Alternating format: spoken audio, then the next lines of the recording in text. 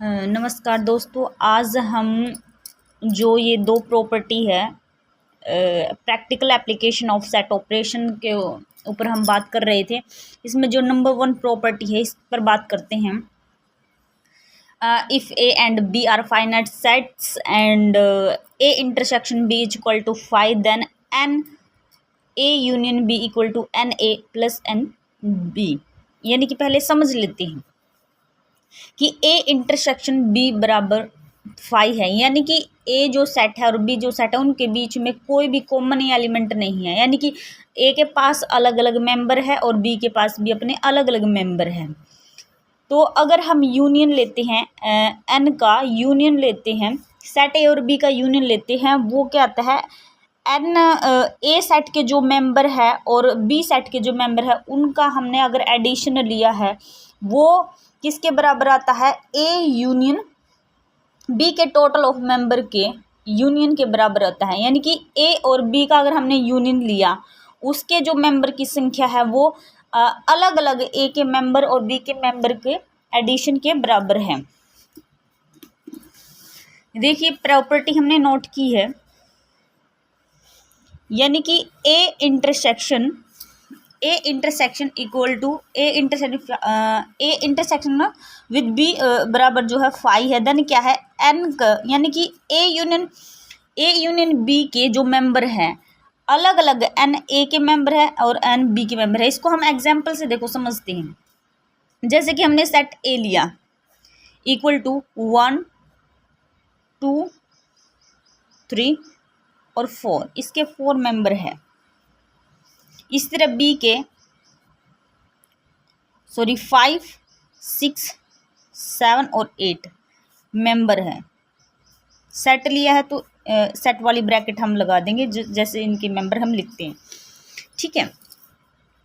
अब इसने ये बोला है कि ए इंटरसेक्शन विद बी क्या आना चाहिए, 5, ठीक है। 5 ही लिया हमने, इनके बीच में कोई भी कॉमन एलिमेंट नहीं है।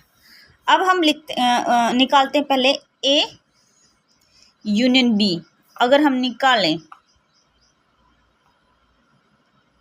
तो क्या आएगा, 1 2 3 4 5 6 7 8।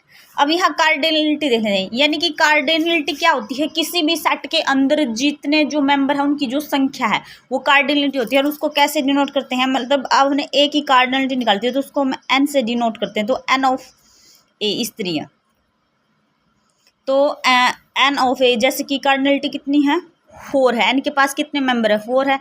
इस तरह बी के पास कितने मेंबर है, उसके पास भी 4 है। यानी कि नंबर ऑफ मेंबर की बात हो रही है। अब एन ऑफ ए यूनियन हमने निकाला है, यूनियन बी। अब देख लेते हैं कितने मेंबर हैं, 1 2 3 4 5 6 7 8, यानी कि 8 ही मेंबर हैं। यानी कि इसके एलिमेंट की संख्या कितनी है, ए यूनियन बी निकालने के बाद उनकी संख्या कितनी है, उनकी भी 8 है। और एन ऑफ ए की कितनी आई है, 4 है। और कार्डिनलिटी बी की कितनी आई है, उसकी भी 4 आई है, ठीक है। अब हम देख लेते हैं n of A union B अगर कितना है, 8 है। तो अलग से जोड़ के देखो, एन ऑफ ए का मतलब है, सॉरी मेरा, कि एन के जो मेंबर है, एन की जो ए जो सेट है उसकी जो कार्डिनलिटी है उसकी कितनी है, प्लस में कार्डिनलिटी ऑफ बी कितनी है, दोनों की 4 4 प्लस, यानी कि उसकी भी 8 है, उसकी है। तो प्रूफ हो गया ए यूनियन बी की जो कार्डिनलिटी है बराबर है ए की जो कार्डिनलिटी है उसके जोड़ के बराबर। मतलब एन ए की जो कार्डिनलिटी है और बी की जो कार्डिनलिटी है, अगर उन दोनों का जोड़ कर दिया जाए तो वो किसकी कार्डिनलिटी के बराबर है, ए यूनियन बी की। और लेकिन शर्त क्या होनी चाहिए, शर्त यहाँ होनी चाहिए कि जो इंटरसेक्शन है ए और बी का वो क्या आना चाहिए, 5 होना चाहिए। उनके बीच में कोई भी कॉमन एलिमेंट नहीं होना चाहिए। उनके बीच जो मेंबरशिप है, यानी कि ए के एलिमेंट अलग होने चाहिए और बी के एलिमेंट भी अलग होने चाहिए। तो ये फर्स्ट प्रॉपर्टी है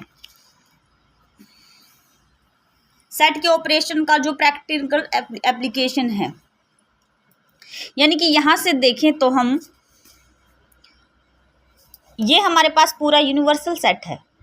ये जो है ए और बी के कॉमन है, अगर ये फाई आ जाए, फाई आ जाए यानी कि इनके बीच में कोई कॉमन एलिमेंट नहीं है, तो ए जो सेट में जितने मेंबर की संख्या और बी जो सेट में मेंबर की संख्या, उनको आप जोड़ोगे तो किसके बराबर होगी? इन दोनों की यूनियन के बराबर होगी। यूनियन मतलब उनकी यूनियन के जो मेंबर की जो संख्या आएगी उसके बराबर आएगी। थैंक यू दोस्तों, लाइक करें, शेयर करें और कमेंट में ज़रूर बताएं आपको वीडियो कैसी लगी।